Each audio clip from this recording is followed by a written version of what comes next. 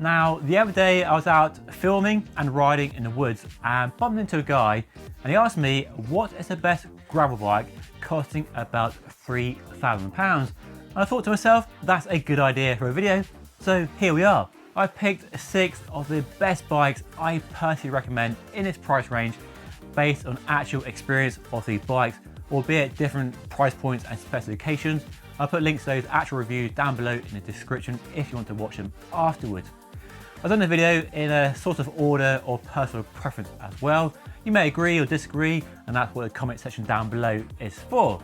Anyway, let's dive in and have a look at the first bike in this list.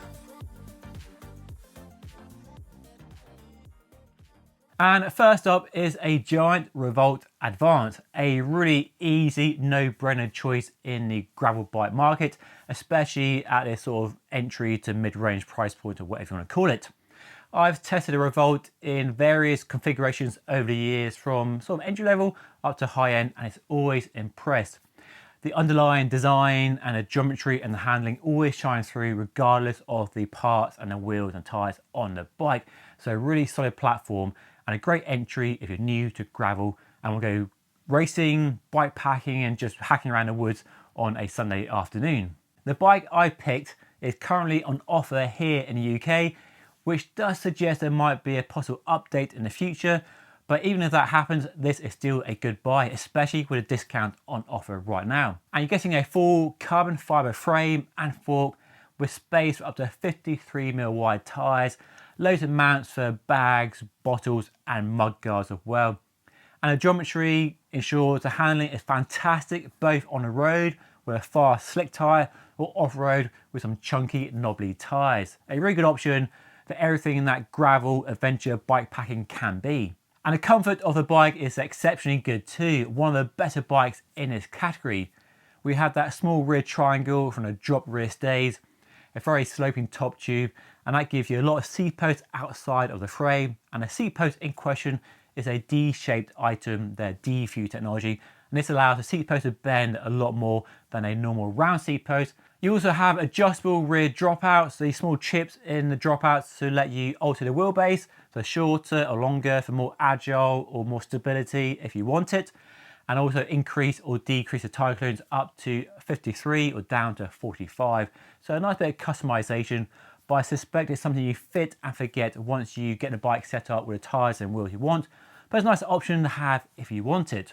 So far then, a great frame, fantastic handling, good comfort, loads of cool features. And then you get some great parts and equipment, as is always the case with Giant. On this bike we have a Shimano GRX 810 mechanical 2x setup. So mechanical shifting, no batteries to worry about here, and nice powerful hydraulic disc brakes. Then the icing on the cake here is a pair of 1500 gram carbon fibre wheels, which you don't often see on bikes of this price.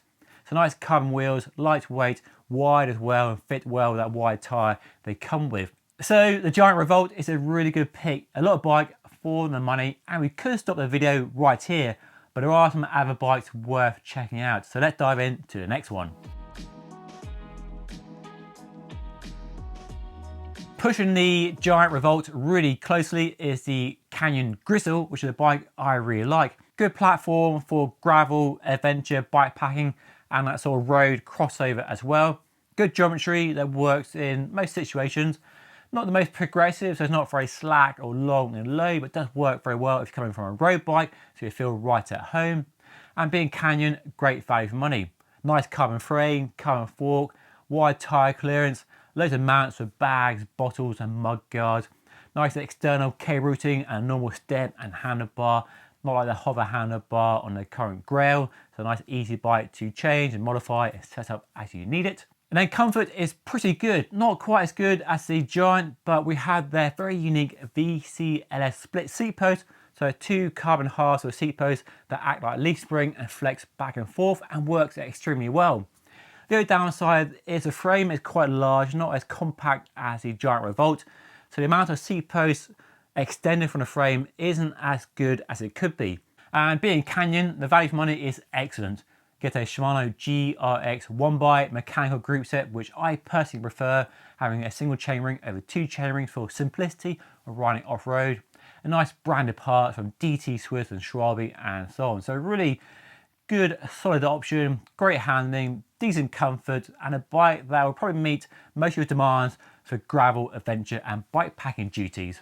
2 bikes down, 3 to go. But now let's hear from today's sponsor, SquareSpace. SquareSpace is the all-in-one platform that makes it dead easy and simple to produce a professional looking website in minutes. It's also dead easy as well. Thanks to the Fluid Engine drag and drop interface, you can easily customize your website and get started with a massive library of lovely templates. You can build a website for anything, whether you're selling products, showcasing your brand, running online classes, or a business. There are tools and templates for literally everything. So if you run any kind of business, Squarespace is the place to be. So if you like the sound of that and want to try it out for yourself, well, there's a free trial. You can get up and running straight away after watching the video by using the special code down below in the description. And if you enjoy it, well, there's 10% off your first purchase using my special code on screen now. Right, let's crack on with the best bikes costing £3,000.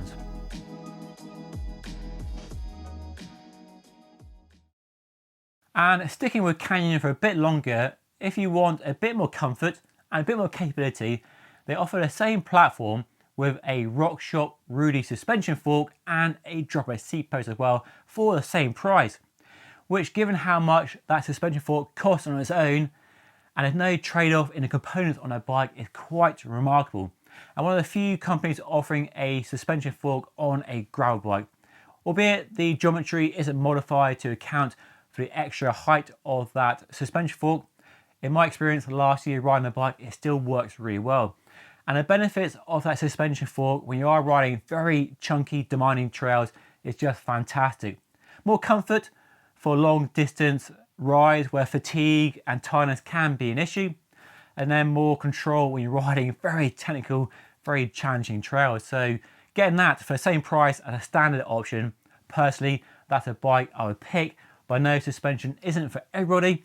So you have the option of either or, rigid or suspension for the same price. The dropper seat post isn't something I'm personally a fan of. If you are riding very steep trails, it can be a benefit to move the saddle out of the way, but you do sacrifice the comfort from the VC LS split seat post. So my personal preference would be the suspension fork, but their own VC LS split seat post to get the best of both worlds. The Vitus Venon EVO GR is a bike I rode a few months ago and really impressed me. Great design, pretty good value for money, and just a fantastic bike for doing gravel and mixed terrain riding and road riding. And it's a platform, a frame should I say, that they built to offer the best of both worlds, bringing the gravel geometry and tire clearance and adaptability with a big dose of aero road influence with the internal cable routing and the aero makeover the frame has. And for those people looking for a gravel bike that can also serve as a road bike, this is a really good option. You can have 2 sets of wheels and tires and have essentially 2 bikes in one. And when I rode the 2 bikes side by side, the same frame but different wheels and tires, it really excelled well, both as a road bike and a gravel bike. And it's definitely a gravel bike that would appeal to anybody going racing. A really rapid setup in my experience. Now, normally Vitus offers exceptionally good value for money because they're owned by the big Chain Reaction Cycles and Wiggle group, and that's generally the case, but here the bike is lacking a little bit. We have the old SRAM Rival 1x11 mechanical group set, which is a bit dated. It came out back in 2016 or something, which is not that long ago, but given how fast the group set market has moved with electronics and wireless, it does feel a bit dated. But it still works fine. Mechanical shifting, so no batteries to worry about, and easy maintenance. The hoods are ergonomic, the brakes are powerful, and the gear range is just fine for off-road riding. But if you can find a few £100 more, the next model up offers the SRAM Rival AXA group set, so wireless shifting and a better gear range, 12 speed as well. That's probably a slightly better pick, but it is over budget quite a bit.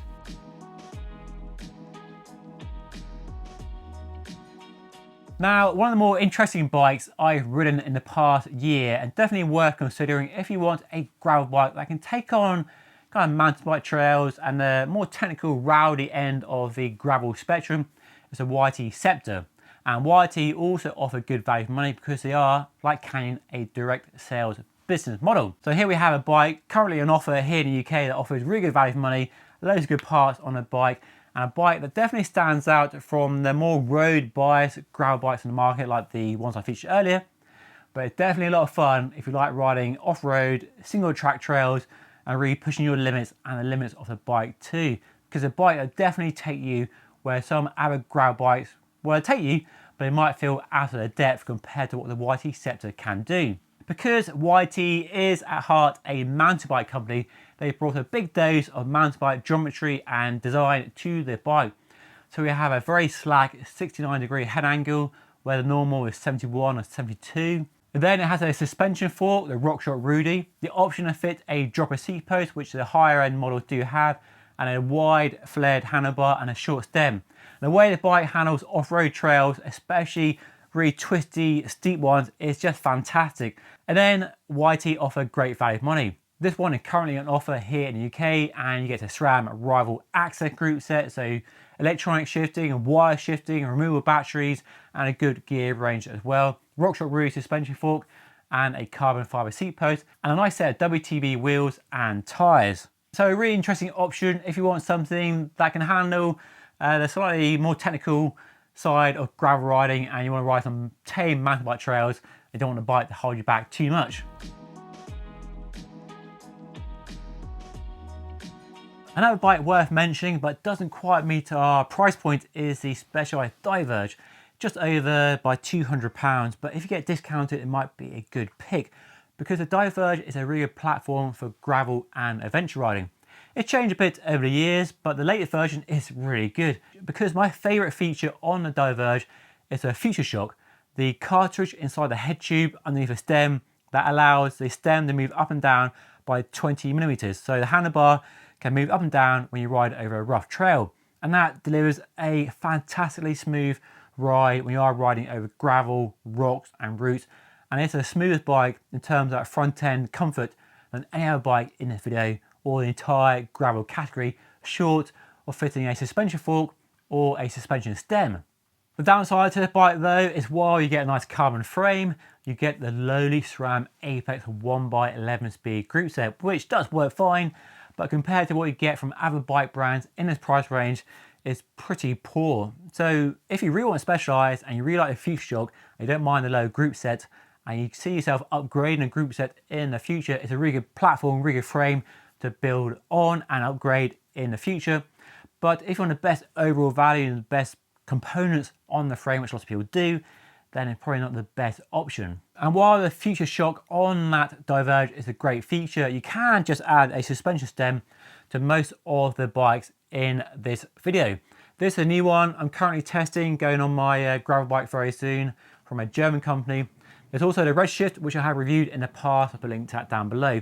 So for a few $100s or pounds, you can add a suspension stem and get essentially the same amount of comfort and compliance as that Future Shock on any gravel bike.